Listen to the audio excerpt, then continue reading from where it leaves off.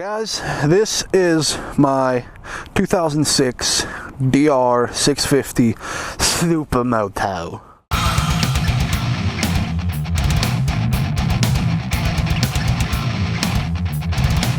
Yes, I know guys, it's a little fat for a Supermoto, but dude, I love it. I love this bike in all its simplicity and all of its drawbacks that the Supermoto purists want to say. I love it. It's great, man. The front tire is a 120/70/17. I have Diablo Rosso 2s on there, Rossos, whatever you want to freaking call them. And these tires, I've had them probably for about the last somewhere probably under the last 1,500 miles, and you know they're doing pretty good. You know, this is a 150/60/17. Now I know everyone's like, oh, freaking 70 is the proper Supermoto profile. Well, I don't know. The last guy that had it had a 60 profile on the back and a 70 on the front, so I just stuck with that. You know, I'm not too fucking smart when it comes to tires, so whatever. If that's bad, if I should put a 70 on the rear next time, let me know in the comments or something. We have I believe this is just in a Cherubies Supermoto fender. You know, whatever. We got the Cherubies handguards here for the fucking. It's funny, I'm a computer nerd, guys, so for the longest time I could not pronounce this right. Like, see, look, ACER, and if you're a computer nerd, what's that say? That's Acer. So I'm like, oh, it's Acerbis, but then someone's like, no, it's Cherubies, and I'm like, okay, all right, whatever, cool. Turn signals, I don't even know what turn signals are. I think they're just like little cheap ass, like low profile turn signals you can get from anywheres. The headlight, which I think is kind of cool, adds some character to the bike. I know some of the other Supermoto dudes are like, dude, it looks so fucking ugly, why do you have that on there? I like it. I think it gives the bike like a distinct look. It kind of gives us that old Triumph like Buell look, which I mean, duh, I mean it's a Buell headlight, but you know, look at it. I mean, come on, it's a little googly-eyed Supermoto, man. I like it. It's a pain in the ass to change the bulbs in, but I like it. And then this brackets up to this windscreen. Another thing a lot of Supermotos don't have is a fucking windscreen. Every time I go somewhere, they're like, dude, I bet that windscreen's so great when you're going to like high speeds. And dude, it is. I mean, I can't compare it to nothing. I've never rode a Supermoto without a windscreen other than Ray's DRZ, which if you want to see his walk around video, I'll put a link like here on the screen somewhere. You guys can go check his bike out. His bike's like fucking, it's nice, man. His bike is nice. It's got all the mods on it you would want on a DRZ. It's great. Here we got the heat troller made by First Gear. It's so you can you know, get heated gloves. I do have heated gloves, and I got the bike, and I actually used them. They do work pretty good. They're kind of hit and miss, but when they actually start to warm up, it's great, man, especially in the winter. And these handguards probably help too, because they keep some of the wind chill off your hands. They got this auxiliary light here. The guy wired it in. I haven't even used it. Everyone always asks me, what's that blue light on your videos? And it's just this stupid thing. All this is literally, it's just plugs the hole, keeps water and shit from not getting in it. That's really all it is. You guys check out my stickers. I'll show you my sticker collection while I'm near the gas tank. This is the stock tank, obviously, probably as you can tell.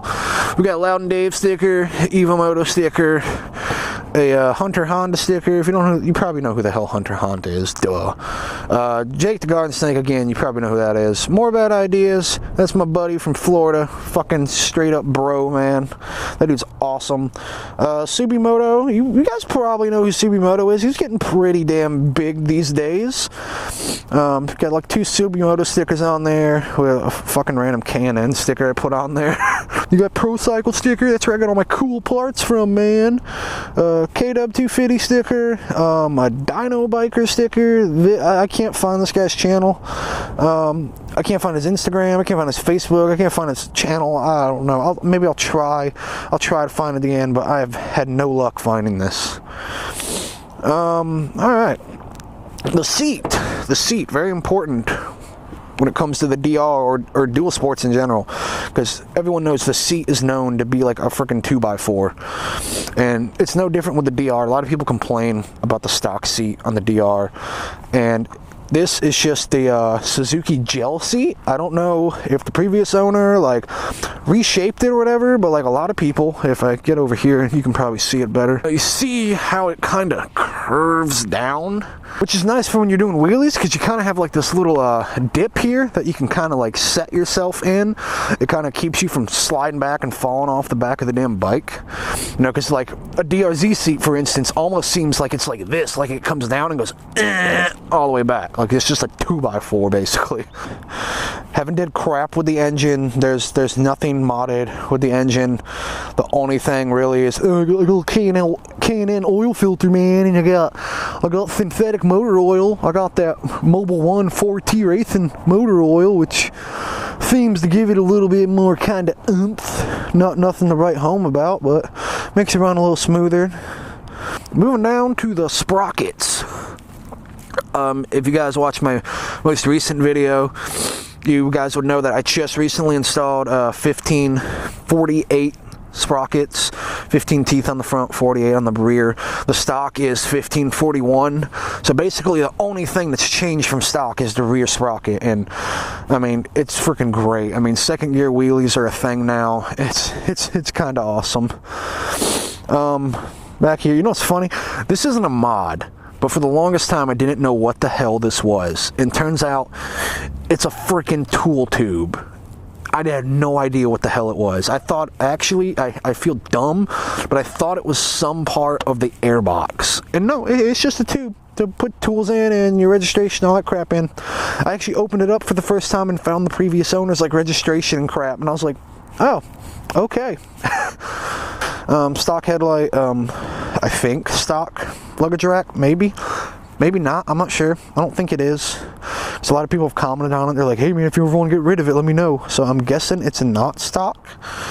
So I mean, it's pretty cool. I've never used it. I've never hauled anything or bungeed anything to it. And then we've got the Two Bros slip-on exhaust, which is absolutely amazing. I'll crank it up and let you guys like listen to it. I don't know how good the GoPro external mic is going to pick it up, but I'll let you guys listen to it. If you're new to the channel and you've never heard me riding around,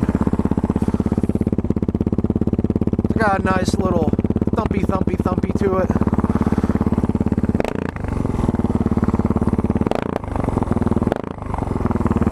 It's nice. I like it. Freaking stock one sounds like a damn sewing machine. I'm like burning my fender up.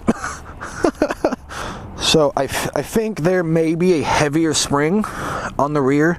That I'm not too sure of, because every picture I see, the rear spring isn't red from my knowledge. So I think the guy might have put some different stuff on there.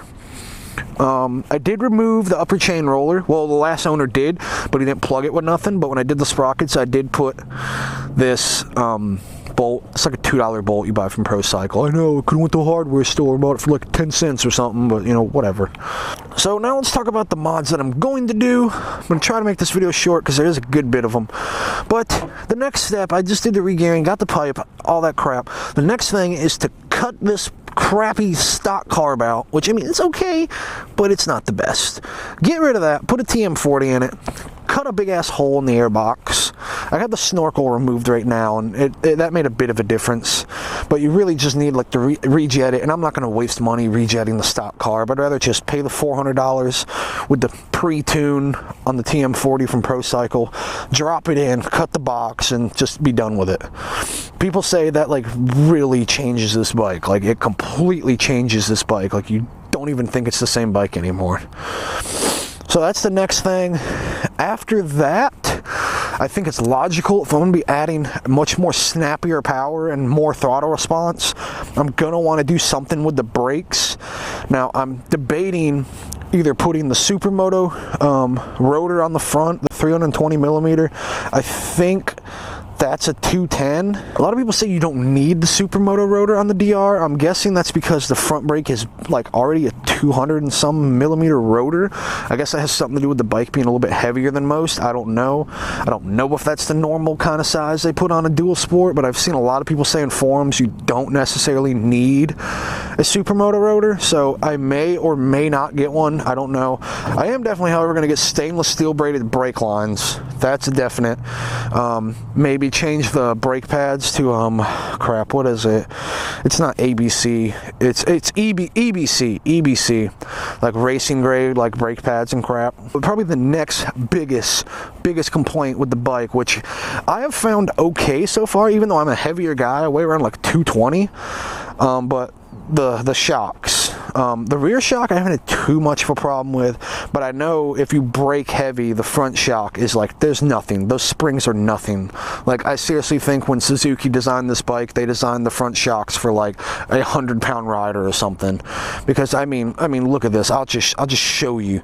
Like, I can barely lean on the bike, and the freaking look at that. Look at that. Just barely lean on it. Like, I'm not even barely pressing. Like, look, I'll press down with one hand, and look, it just, and there's really no rebound dampening. It's just really gutless springs. So I plan to put 66% stiffer front springs on it from I think Race Tech. Maybe it may be it may be something else. It's something on Pro Cycle. I know that. I mean, come on, that's where everyone gets their DR parts, right? That or Kintec or whatever the crap it is. I've been getting all my stuff from Pro Cycle.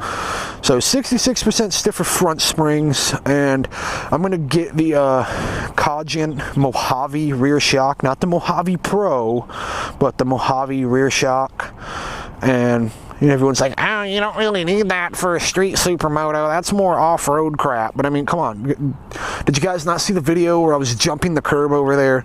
This is going to be a hooligan bike. So I need good suspension, because the last thing I need is my damn suspension bottoming out and like the seals blowing all over the damn ground and crap. There's a lot of little things I can't remember, but that's really the major mods that are going on this bike next. You know, carb airbox first, and then eventually, you know, a little bit with the brakes, and then the suspension. The suspension, which is ridiculous expensive, man. The suspension's ridiculous.